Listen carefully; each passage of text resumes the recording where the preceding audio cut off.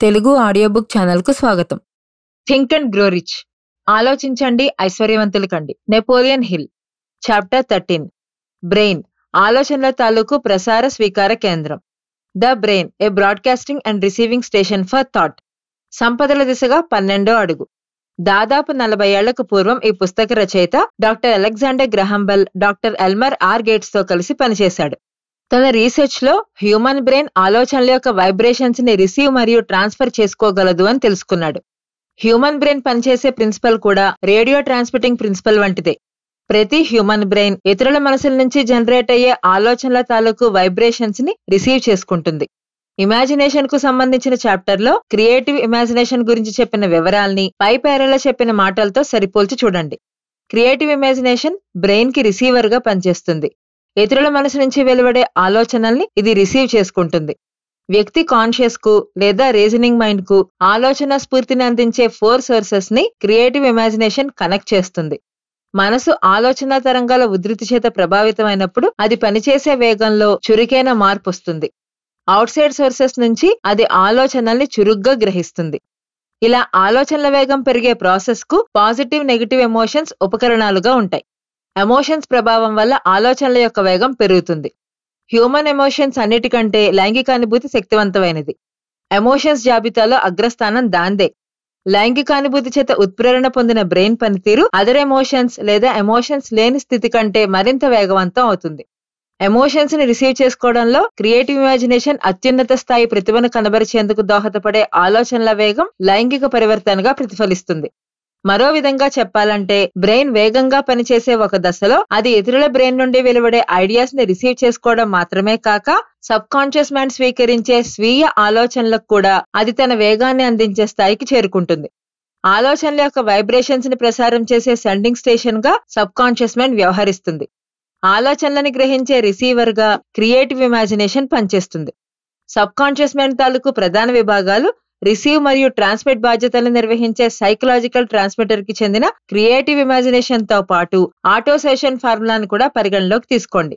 ఆటోసేషన్ ద్వారానే మీరు మీ ట్రాన్స్మిటర్ చేత పనిచేయించగలరు. ఆటోసేషన్ చాప్టర్ లో చెప్పిన ఫార్ములాస్ ద్వారా మీరు బర్నింగ్ డిజైర్ ఫైనాన్షియల్ ఫామ్ లోకి మారే ప్రాసెస్ గురించి వివరంగా తెలుసుకోగలరు. మీ సైకలాజికల్ ట్రాన్స్మిటర్ పనితీరు చాలా సరళమైంది. Subconscious mind, creative imagination, autosuggestion అనే 3 సూత్రాల్ని మీరు గుర్తుంచుకుని వాటిని ఆచరణలోకి తేవడం ద్వారా మీ ట్రాన్స్మిటర్ పనితీరును సులభతరం చేయగలరు. ఈ 3 సూత్రాలను ఇంప్లిమెంటేషన్ చేయడం ద్వారా ఆవిష్కృతమయ్యే మోటివేషన్ గురించి విపులంగా తెలుసుకుందాం. బర్నింగ్ డిజైర్ తో ఈ ప్రాసెస్ మొదలవుతుంది. అగోచరమైన అద్భుత శక్తులు, the greatest forces are intangible. శతాబ్ద పర్యంతం మనిషి తన ఫిజికల్ సెన్సెస్ మీదే ఆధారపడి జీవిస్తున్నాడు. ఈ పరిజ్ఞానం అతను చూడగలిగే, వినగలిగే, తాకగలిగే, కొలవగలిగే భౌతిక విషయాలకే పరిమితమైంది. మనం ఇప్పుడు మానవ చరిత్రలోని అత్యంత ఆశ్చర్యకరమైన చాప్టర్లోకి ప్రవేశిస్తున్నాం. మన ప్రపంచంలోని ఇంటాంజిబుల్ ఫోర్సెస్ గురించి ఈ చాప్టర్ మనకు బోధిస్తుంది. దీని గురించి తెలుసుకునే కొద్దీ మన భౌతిక అస్తిత్వం కన్నా శక్తివంతమైన అభౌతిక అస్తిత్వం మన కళ్ల ముందు సాక్షాత్కరిస్తుంది. అద్దంలా ప్రతిబింబంలా ఇది మనకు కనిపిస్తుంది. కొన్ని సందర్భాల్లో వ్యక్తులు ఇంటాంజిబుల్ ఫోర్సెస్ గురించి తేలిగ్గా మాట్లాడుతూ ఉంటారు.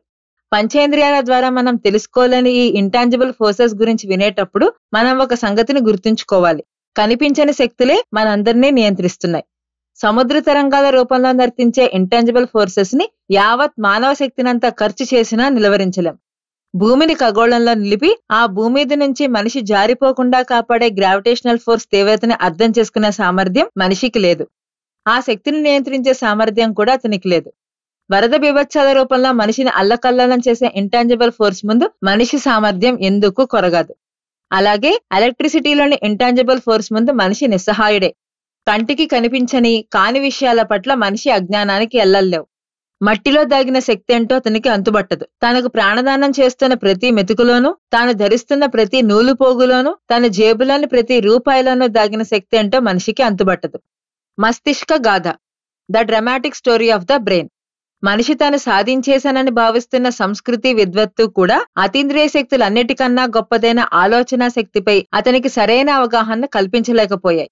బ్రెయిన్ కు సంబంధించి ఆలోచనా శక్తి భౌతిక ప్రత్యామ్నాయంగా మారే ముందు ఏ ఫిజికల్ బ్రెయిన్ గుండా ప్రయాణం సాగిస్తోందో ఆ యంత్రాంగాన్ని గురించి స్వల్ప శాస్త్రీయ పరిజ్ఞానం మాత్రమే మనిషికి అందుబాటులో ఉంది. కానీ ఇప్పుడు అతను కనిపించని కాని విషయాల గురించి పరిజ్ఞానాన్ని అందించే కాలంలోకి ప్రయాణం సాగిస్తున్నాడు. సైంటిస్టులు ఇప్పుడు బ్రెయిన్ అనే ఈ అద్భుత విషయాన్ని పరిశోధించేందుకు ఉద్యుక్తులయ్యారు. కానీ వారి పరిశోధన ఇంకా ప్రాథమిక స్థాయిలోనే ఉంది. అయినప్పటికీ బ్రెయిన్ కు సంబంధించిన కేంద్ర నాడీ యంత్రాంగాన్ని గురించి, బ్రెయిన్ కణాల్ని పరస్పరం అనుసంధానం చేసే అనేకానేక తంత్రాల గురించి, 15 మిలియన్ల సిగ్నల్స్ తో కూడిన కోడ్ లాంగ్వేజ్ గురించి సైంటిస్టులు పలు ఆసక్తికర అంశాల్ని కనిపెట్టారు. ఆ అంకె చాలా విస్మయాన్ని కలిగించేది అని యూనివర్సిటీ ఆఫ్ చికాగోకి చెందిన డాక్టర్ సి. జడ్సన్ హెరిక్ వ్యాఖ్యానించారు. లక్షలాది లైట్ ఇయర్స్ కు సంబంధించిన ఖగోళ సంబంధిత సంఖ్యలు కూడా దీని ముందు దిగదుడిపే. దీన్నిలా మొదలు పెట్టొచ్చు. 10 బిలియన్ నుంచి 14 బిలియన్ల నర్వ్ సెల్స్ హ్యూమన్ బ్రెయిన్లోని సెరిబ్రల్ కార్టెక్స్ లో ఉన్నాయి. అంతేగాక ఇవన్నీ కూడా స్పెషల్ అరేంజ్మెంట్స్ ని కలిగి ఉంటాయి. ఇవేవి కూడా హఠాత్తుగా మొదలై హఠాత్తుగా అంతమయ్యేవి కావు. అవన్నీ ఒక క్రమ పద్ధతిలో అమరి ఉంటాయి. ఎలక్ట్రోఫిజియాలజీకి సంబంధించి ఇటీవల చోటు చేసుకున్న కొన్ని విప్లవాత్మక ఆవిష్కరణల ఫలితంగా బ్రెయిన్ లో మారుమూల ఉండే నర్వ్స్ తంత్రులకు మైక్రో ఎలక్ట్రోడ్స్ ను అనుసంధానం చేసి విద్యుత్తును జనింపజేసి దాని ద్వారా వాటిని రేడియో ట్యూబ్స్ లో కలిపి వోల్టుల 1,00,000 వంతు తేడాల్ని కూడా కనిపెట్టడం సాధ్యపడింది అని ఆయన వివరించారు. ఫిజికల్ ఫామ్ తాలూకు అభివృద్ధిని, దాని ధర్మాలను నిర్వహించడానికి ఉద్దేశించిన ఒకానొక సంక్లిష్ట యంత్రాంగం ఇంతగా అందుబాటులోకి రావడం ఊహాతీత విషయం. లక్షలాది బ్రెయిన్ నర్వ్స్ ఒకదానితో మరొకటి అనుసంధానమయ్యే ఈ ప్రాసెస్ ఇంటాంజిబుల్ ఫోర్సెస్ తో బ్రెయిన్ అనుసంధానమయ్యే ప్రాసెస్ కు కూడా దోహదం చేస్తుందా? ద న్యూయార్క్ టైమ్స్ పత్రిక ఒక విలక్షణమైన ఆర్టికల్ ప్రచురించింది. కనీసం ఒక గొప్ప విశ్వవిద్యాలయం, అత్యంత మేధోపాటవం కలిగిన ఒక సైంటిస్ట్ కలిసి సైకాలజీలో ఒకానొక ఆర్గనైజ్డ్ రీసెర్చ్ ను కొనసాగిస్తే దాని ఫలితాలు ఈ చాప్టర్లోనూ రాబోయే చాప్టర్లోనూ వర్ణించిన అభిప్రాయాలకు సరిపోలే విధంగా ఉంటాయి. ఆ పత్రిక ఎడిటోరియల్ ఈ భావనకు బలం చేకూర్చే విధంగా ఉంది. డాక్టర్ రీనే, ఆయన టీం డ్యూక్ యూనివర్సిటీలో నిర్వహించిన రీసెర్చ్ ని ప్రస్తావిస్తూ సాగిన ఆ ఎడిటోరియల్ ని మీకోసం ఇక్కడిస్తున్నాను. టెలిపతి అంటే ఏంటి? టెలిపతి, దివ్య దృష్టి అనే భావనల ఉనికికి సంబంధించి డ్యూక్ యూనివర్సిటీకి చెందిన ప్రొఫెసర్ రీనే, ఆయన సహచరులు జరిపిన వేలాది పరిశోధనల్లో వెల్లడైన ఆసక్తికర సత్యాన్ని గత నెల ఇదే పేజ్ లో చెప్పాం. హార్పర్స్ మ్యాగజైన్ లోని మొదటి 2 ఆర్టికల్స్ లో ఈ పరిశోధనల ఫలితాన్ని చర్చించారు. 2వ ఆర్టికల్లో ఆథర్ ఈ. హెచ్. రైట్ ఈ అతీంద్రియ శక్తుల గురించిన వివరణను విపులీకరించడానికి యత్నించారు. రీనే ప్రయోగాల స్ఫూర్తితో టెలిపతి, దివ్య దృష్టిల ఉనికిని నిరూపిస్తూ మరికొందరు సైంటిస్టులు పరిశోధనల్ని కొనసాగించారు. ఈ దిశగా కొందరు టాలెంటెడ్ పర్సన్స్ టాలెంట్ ని పరిశీలించే నిమిత్తం ఒక ప్రయోగం నిర్వహించారు. అందులో భాగంగా ఒక స్పెషల్ ప్యాక్ నుంచి కొన్ని కార్డ్స్ ని ఎంపిక చేసి కార్డ్ ని చూడకుండానే వాటి పేర్లను చెప్పాలని వాళ్ళని కోరారు. ఆ కార్డుల్ని వారి జ్ఞానేంద్రియ స్పర్శకు అందకుండా ఉంచారు. ఈ పరీక్షలో చాలా మంది జ్యోతిష్యులు చాలా కార్డుల్ని చూడకుండానే గుర్తుపట్టి పేర్లని ఖచ్చితంగా చెప్పగలిగారు. వాళ్ళేదో అదృష్టం వల్లనో లేదా మరే ఇతర హఠాత్ పరిణామం వల్లనో ఇదంతా చేశారని చెప్పడానికి వీసమెత్తు ఆధారం లభించలేదు. కానీ ఈ అద్భుతం వాళ్ళకి ఎలా సాధ్యపడింది? ఈ దివ్యశక్తుల ఉనికి నిజమేనని అనుకున్నప్పటికీ అవి ఇంద్రియ జ్ఞానానికి అందేవి కావు. మరే ఇతర శారీరక భాగము వీటిని గుర్తించలేదు. పైన పేర్కొన్న ప్రయోగాల వంటి వాటిని ఒక గదిలో నిర్వహించిన పద్ధతిలోనే కొన్ని వేల మైళ్ల దూరం నుంచి కూడా నిర్వహించి చూశారు. రేడియో యాక్టివ్ ప్రిన్సిపల్స్ ద్వారా ఈ దివ్యశక్తుల ఉనికిని వివరించబూనిన రైట్ ప్రయత్నానికి ఈ ప్రయోగాలన్నీ కూడా బలాన్ని చేకూరుస్తున్నాయి. కిరణ ప్రసార శక్తికి చెందిన అన్ని రూపాలు క్రమ విలోమ స్వభావాన్ని కలిగి ఉంటాయి. కానీ టెలిపతి, దివ్య దృష్టికి మాత్రం ఈ సిద్ధాంతం వర్తించడం లేదు. అయినప్పటికీ భౌతిక ప్రయోజనాల్లో మాత్రం మన మిగతా మానసిక శక్తుల్లాగే వాటి స్వభావాల్లో కూడా మార్పు కనిపిస్తుంది. ఇప్పటి వరకు ప్రచారంలో ఉన్న అభిప్రాయానికి విరుద్ధంగా వ్యక్తి నిద్రించేటప్పుడు లేదా మగత నిద్రలో ఉన్నప్పుడు ఆ శక్తులు అతన్ని ప్రభావితం చేయడం లేదు. ఆ వ్యక్తి జాగరూకుడై జాగ్రత్తావస్థలో ఉండగానే అవి చురుగ్గా పనిచేస్తున్న విషయాల్ని పరిగణలోకి తీసుకోక తప్పదు. మాదక ద్రవ్యాల ప్రభావంలో ఉన్న వ్యక్తికి దివ్యజ్ఞాని స్వభావానికి ఎలాంటి పోలిక లేదు.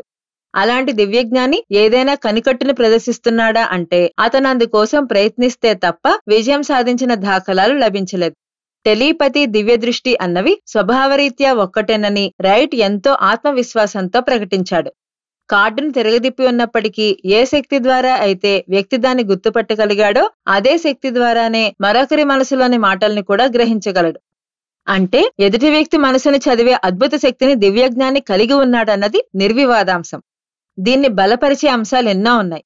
ఈ 2 వరాలు టెలిపతి, దివ్య దృష్టి ప్రతి మనిషిలోనూ దాగి ఉన్నాయి. ఏదో ఒక దాన్ని అతను ఉపయోగించుకుంటూనే ఉంటాడు. ఈ 2 దివ్యశక్తులు ఒకే విధమైన తీవ్రతను కలిగి ఉంటాయి. గోడలు, తెరలు, దూరాలు వీటిని అడ్డుకోలేవు.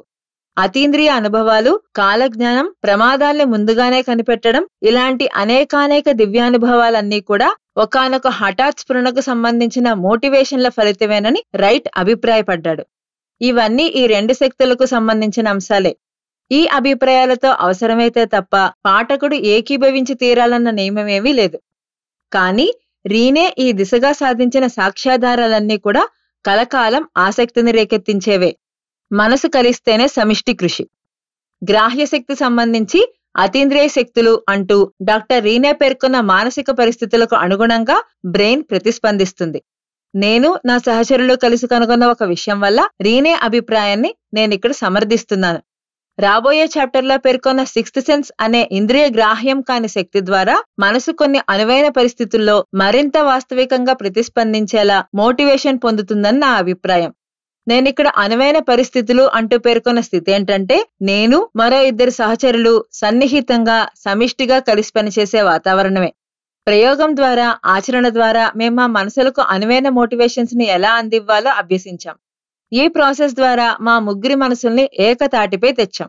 నా క్లయింట్స్ తాలూకు పర్సనల్ ప్రాబ్లమ్స్ కు ఇలాంటి సమిష్టి కృషి ద్వారా మేం పరిష్కారాల్ని కనుగొన్నాం. ఈ ప్రాసెస్ చాలా సరళమైంది. ఒక టేబుల్ చుట్టూ కూర్చుని సమస్యని కూలంకషంగా పరిశీలించి దానిపై చర్చలు జరిపేవాళ్లం. ప్రతి ఒక్కరం మాకు తోచిన ఆలోచనలన్నిటినీ అందరితో పంచుకున్నాం. ఈ ప్రాసెస్ లో ఒక వింత అనుభవం ఎదురైంది.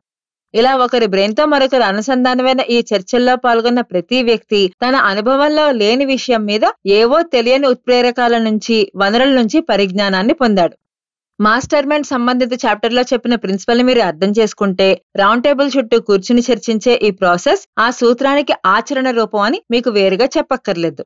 ముగ్గురు వ్యక్తుల మధ్య ఖచ్చితమైన విషయాలకు సంబంధించి సమన్వయ చర్చల ద్వారా మనసును ప్రేరేపించడం అంటే మాస్టర్ మైండ్ ప్రిన్సిపల్ ని తూచా తప్పకుండా పాటించడమే.